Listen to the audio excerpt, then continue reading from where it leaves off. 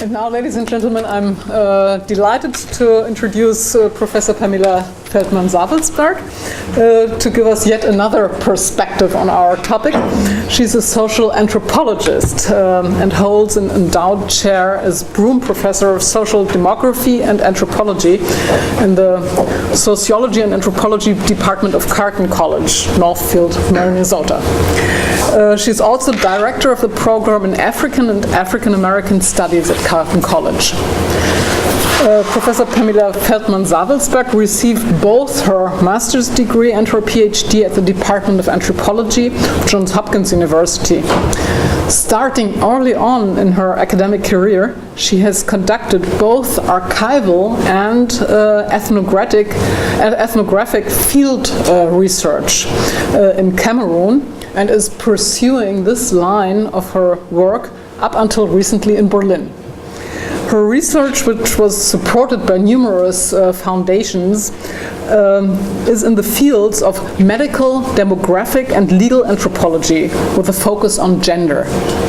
And the topics, a wide range of topics, range from fear of infertility in the context of social and political change to the communication of reproductive ideologies through urban women's ethnic networks, relationship of public health and collective public health rumors and collective memories, to issues of family making and social reproduction among transnational migrants. And I think she will give us an interesting glimpse of what her work is, and I'm very much looking forward to sharing that with you, her work on legal cultures and global mobility. Thank you, Nina. Thank you, Werner. Thank you, everyone, for continuing to listen, even though I'm sure your stomachs are growling by now.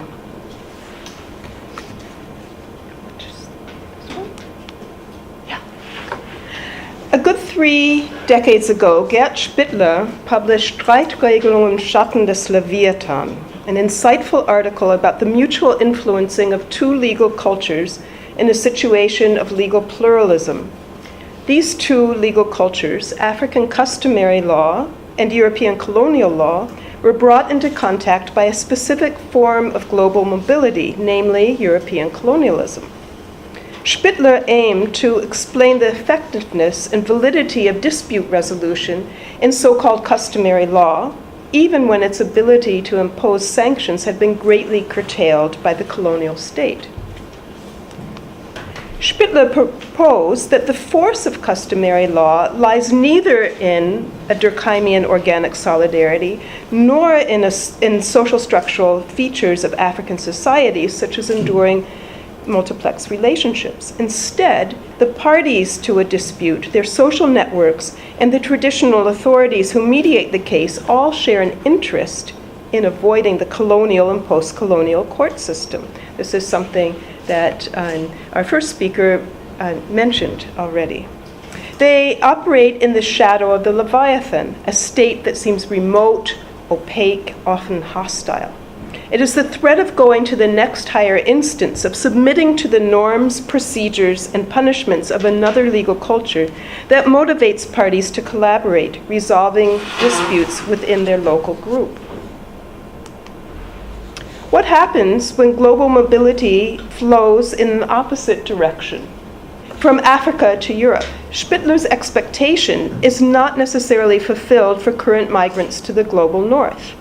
Examining the lives of Cameroonian migrants to Berlin, I find that African migrants to Europe do indeed live in the shadow of a European legal leviathan. Nonetheless, this does not make them preserve or consistently turn to legal norms and procedures of their ethnicities of origin.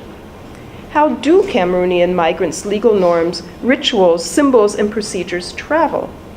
Do migrants avoid other forms of law, such as German immigration and family law? Do they resist them or use them to serve their needs? To address these questions of legal cultures and global mobility, I focus today on African family migration to Europe.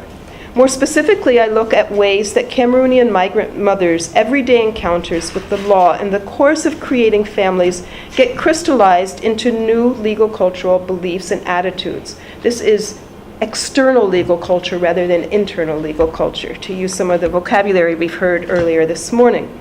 This is an investigation into Cameroonian migrants' legal consciousness. I understand legal consciousness as a process within and constitutive of legal culture, and an efficacious approach to the issue of traveling, transforming, and newly emerging legal cultures and normativities in a situation of global mobility.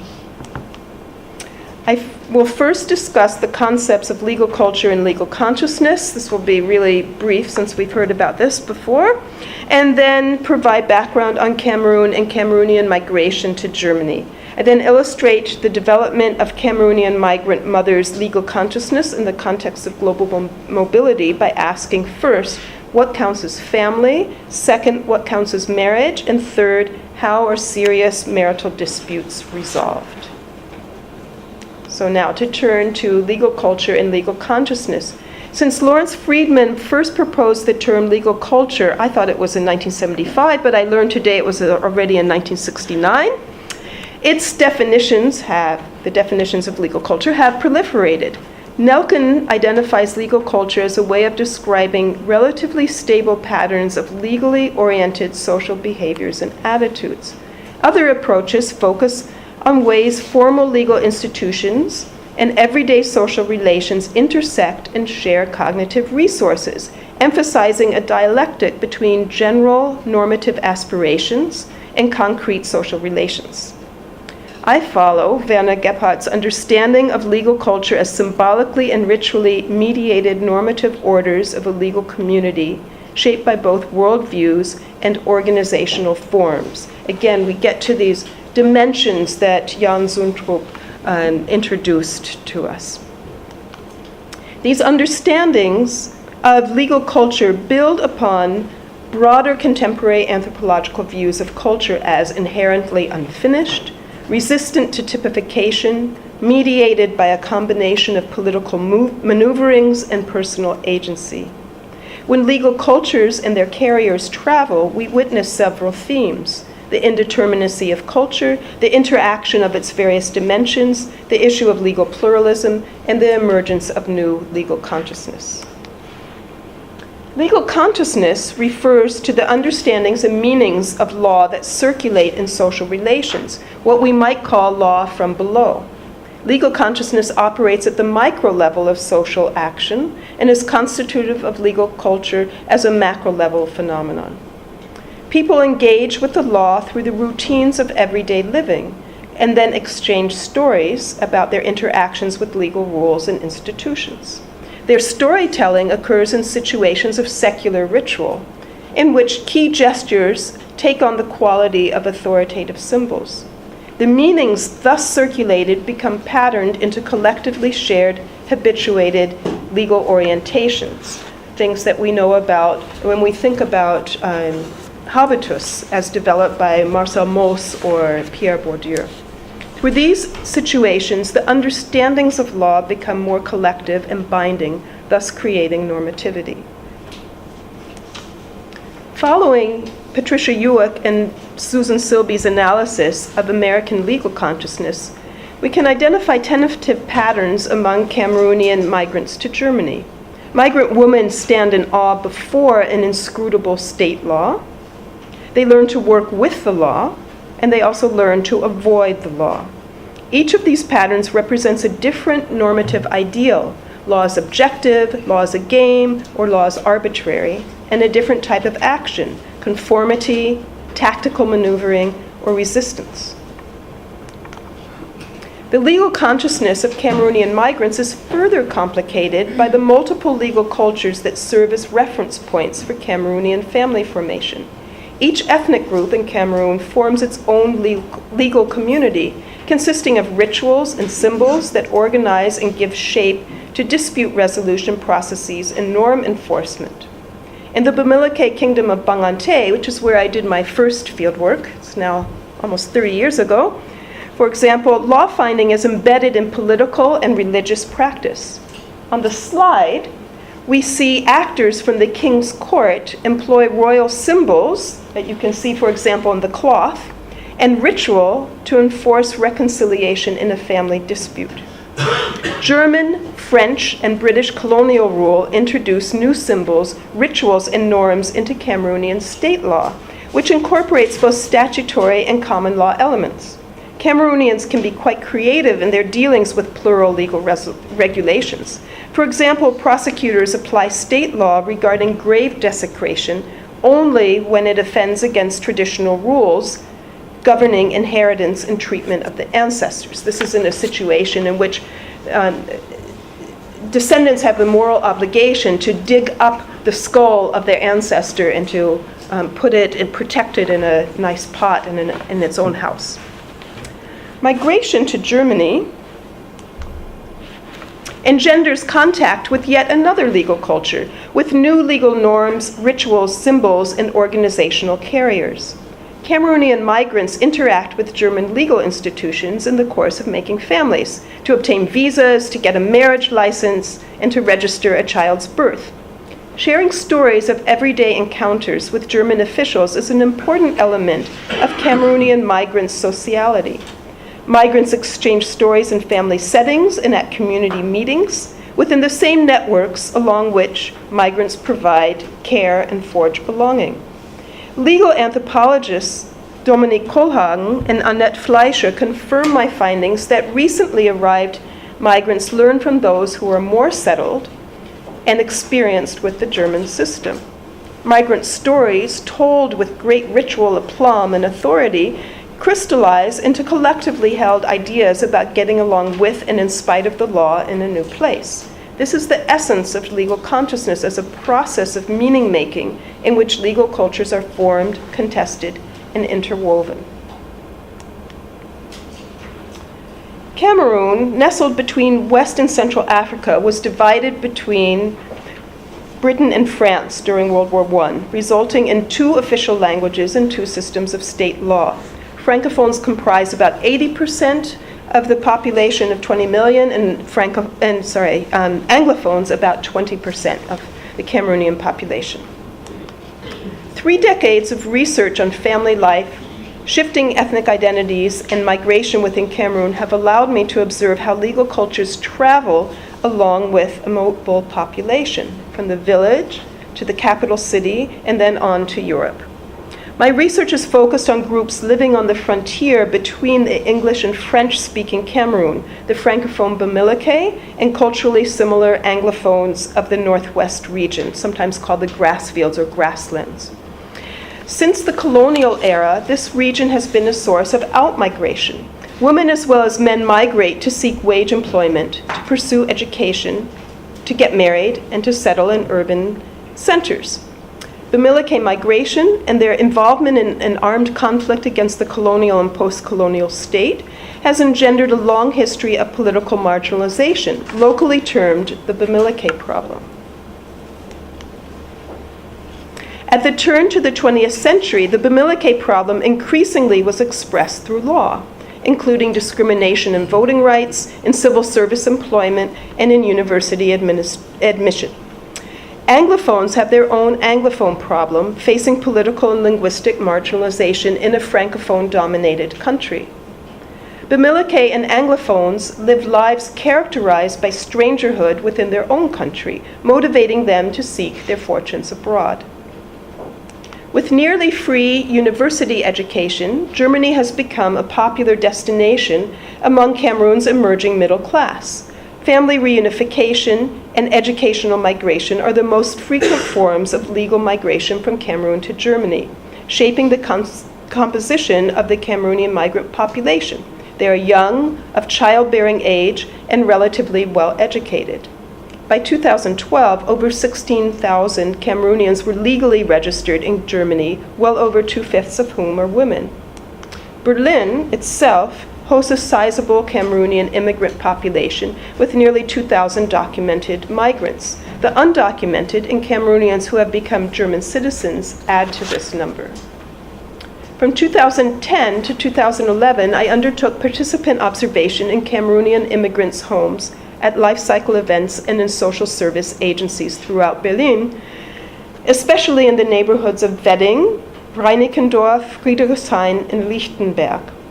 I conducted over 50 lengthy, in-depth interviews with Cameroonian immigrant mothers, each of whom chose her own pseudonym. I now illustrate the ways legal cultures travel and articulate with other legal cultures through some examples of Cameroonian immigrants working with, against, and in spite of the law in the course of forming families. I pose 3 questions. What counts as family? What counts as marriage? And how are marital disputes resolved?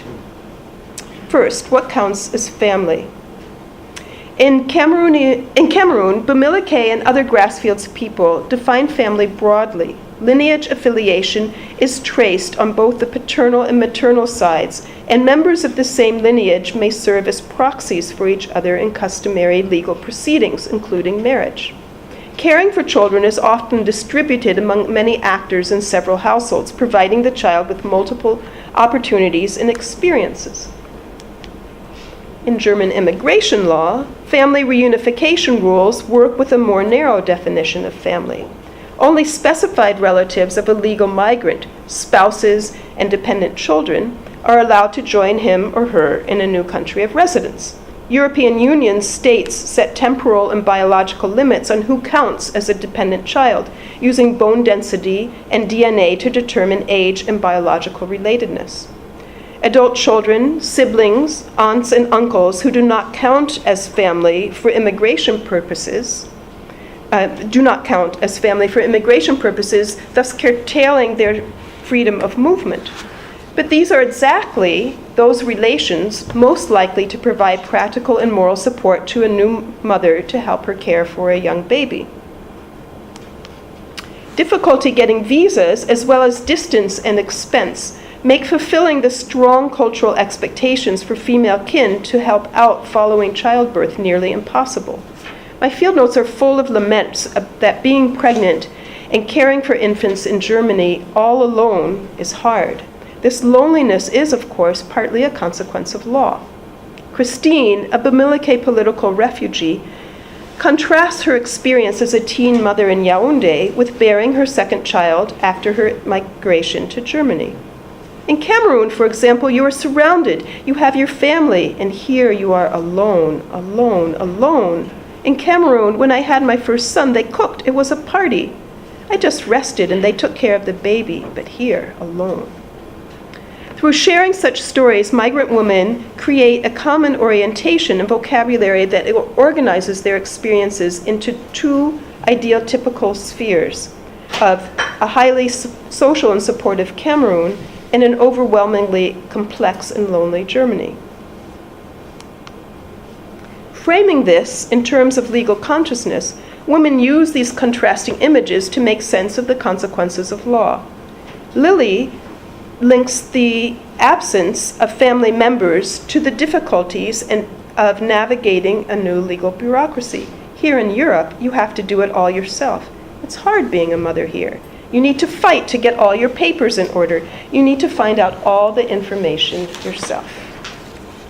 The legal environment of transnational migration makes it difficult for migrants to maintain relationships with extended kin, which in turn transforms ideas about family among Cameroonian migrants. More and more Cameroonian migrant mothers aspire toward companionate marriage and increasingly focus on the nuclear family. Gazing together at Lily's photo album of wedding portraits and baby snapshots brought our conversation to the ambiguity of family ties. Sometimes one confuses things a little, frequently putting family in front of one's proper family. The husband will look after his mother too much in relation to his wife and children. But nonetheless, I think that family is very important. I have great relations with my mother, my sisters, my brothers. Here, Lily expresses the lived tension between the needs of the nuclear family and migrant spouses' emotional and material obligations towards their family of origin and extended kin. Moral and material obligations, that's a form of normativity. 2 legal cultures interact. The difficulties of travel engendered by legal definitions of family and immigration law contribute to troubled transformations in Cameroonian norms regarding the boundaries of defining family. Next question, what counts as marriage? Cameroonians perform 3 types of weddings: traditional rites, civil marriage, and church weddings. Personal choice, family expectations, and available resources determine how many ceremonies a couple performs. Cameroonian family law recognizes all 3 types of marriage, including both monogamous and polygynous versions of civil marriage. In Germany, couples can only conclude a monogamous civil marriage, affecting spouses' immigration and social welfare rights. Over a period of 5 years, Maria and Paul performed all 3 wedding ceremonies, albeit with a twist of adaptation to the financial and legal constraints of migrancy. For Maria, traditional rites forging material and emotional exchange among a wider set of actors take primacy over the civil and church weddings and must happen first. However, Maria and Paul's financial situation as students and the visa complications involved in traveling across borders kept both of them from traveling to Cameroon. So they innovated, performing a marriage by proxy, followed by a civil wedding in Germany. Only several years later, when both Maria and Paul were employed in Germany, did they travel to Cameroon to complete the traditional rites in person and to stage a white wedding. We got married legally here in Germany, and then we went back to Cameroon, and then we did the wedding there. But with us, before the legal marriage, we must do the traditional rites, the necessities. So my husband did that, and that could be arranged without us. I had to choose one of my sisters to stand on my behalf, to represent me as the bride, and give my word that I agree. In marriage by proxy, the public exchange of bride wealth, vows of solidarity between family members, and blessings for the newlyweds legalize the union regardless of the presence of bride or groom. Close family members, for example Maria's sister, serve as proxies for stating vows, pouring libations, and being anointed with the symbols of fertility and protection. In highly mobile populations, a video of the marriage by proxy ceremony serves as proof of the validity of the legal relationship. In the same manner that legal consciousness emerges from the circulation of narratives, couples play and replay wedding videos in their living rooms, reliving in the presence of friends the wedding's protocol, the ritual performance of a legal act. In German law, a wedding performed in the absence of bride and groom would not be valid. Likewise, a recent law on sham marriages questions the validity of marriages concluded to gain a more favorable immigration status, giving registrars great discretion as control agents. Fleischer found that recent Cameroonian immigrants respond to the constraints of Fortress Europe by orienting their marital and reproductive lives in Germany more towards Germans than towards their compatriots, finding no other way to regularize their immigration status. My research indicates that longer-term Cameroonian residents of Germany, as well as those who arrived and stayed legally, tend to seek out relationships with fellow Cameroonians. Quite a few of the migrant mothers I came to know, or more commonly their current partners, had previously been in relationships with ethnic Germans, with consequences for legal status. Soinyu, for example, joined Nya, her boyfriend and the father of her baby, in Germany after Nya had regularized his status by marrying a German woman. Because Nya wanted to remain married to his German wife until he had obtained a more permanent residency status, 3 years, he encouraged Soinyu to avoid contact with other people and to mistrust other Cameroonians' advice. My husband told me not to ask, because when you go and ask, people will tell you one idea, because he suffered the same thing when he came. At that time, he was with a German woman, so I was just indoors. It was not easy. Many women had strong opinions about binational relationships, characterizing marriages between Cameroonians and Germans as fraught with tension.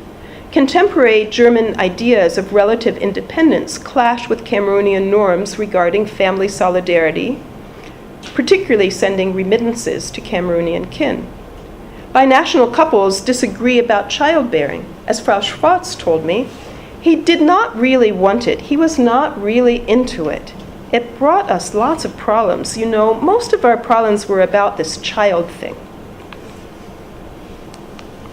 Such couples are not embedded in a network of enduring multiplex relations that, as Max Gluckman proposed, would encourage them to resolve marital disputes. Cameroonian migrant mothers' stories about differing norms regarding family boundaries, obligations, and autonomy in binational marriage crystallize into shared, future-oriented ideas about working with the law and, as Sotinu's testimony points out, also sometimes working to avoid the law.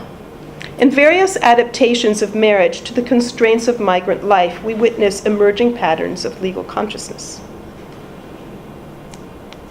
So, where do women turn to resolve serious marital disputes? Following Spittler's proposition that the shadow of the Leviathan encourages the success of alternative forms of dispute resolution, we might expect Cameroonian migrant women facing marital problems to turn to customary or so-called customary dispute resolution mechanisms within migrant community associations. Instead, I found that in cases of domestic violence and abandonment, women turn to the organizations and laws of the Leviathan, as illustrated by the following two cases. Fanny, a bilingual secretary in Yaoundé for an international firm, was a reluctant migrant. Only under pressure from the German husband whom she had met at work did she leave her beloved stepmother and siblings to migrate to a southern German metropolis. We actually worked with a large firma, the same company. We knew ourselves for about 5 to 6 years before we got married, and I came over here.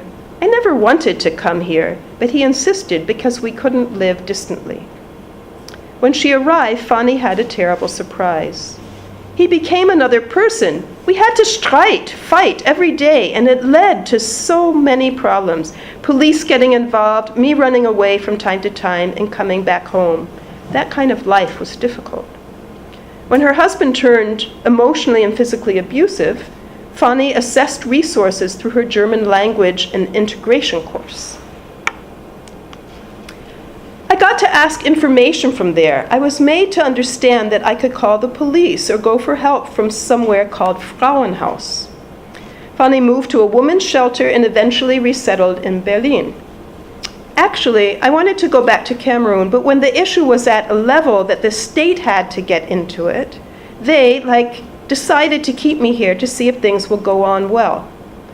I was surprised when they came to give me another report, changing my status to give me another status to stay. I was relieved that they could understand me. Fanny's lack of job prospects and the shame of a failed marriage prevented her from returning to Cameroon. She could stay in Germany through a law protecting victims of abuse. Rose, who first arrived in Germany as the spouse of a Cameroonian with a student visa, also turned to a German organization and to German law when that marriage went sour. Although her husband was infertile, Rose was blamed for their childless marriage. Barely a year after arriving in Germany, Rose's mother-in-law convinced Rose's husband to chase her from the marriage. The end of the marriage meant the end of Rose's claim to legal residence in Germany. Remember, she came as the wife of a student. When she wasn't a wife, then she didn't have the same status anymore. During this period of trauma, Rose met and became pregnant from another African migrant, a long-term legal resident of Germany. The January 2000 Nationality Act permits a child born in Germany to non-citizen parents to acquire German citizenship if one parent has lived in Germany as a legal resident for at least 8 years. Rose's young son thus has a German passport, allowing Rose to obtain a residence permit as the custodial parent. Baby Serge thus shaped his mother's relationship with German immigration authorities, rescuing her from deportability. Baby Serge also shaped Rose's relationship with German voluntary associations. Many migrant women work as hotel chambermaids, as home health aides, or in elder care. Pregnancy and childbearing puts their service sector jobs at risk. When Rose was 8 months pregnant, she lost both her job and her health insurance. A Catholic charity providing services for, in quotes, women in distress, arranged emergency housing, legal aid, and perinatal care with a medical charity serving the uninsured, almost all of whom are irregular migrants. Dr. Fritz, that's also a pseudonym, director of the charity clinic, issued Rose a Mutterpass, a mother's passport, carefully noting a series of prenatal tests and checkups. Dr. Fritz worried that her African patients would find the medicalization of childbirth alienating.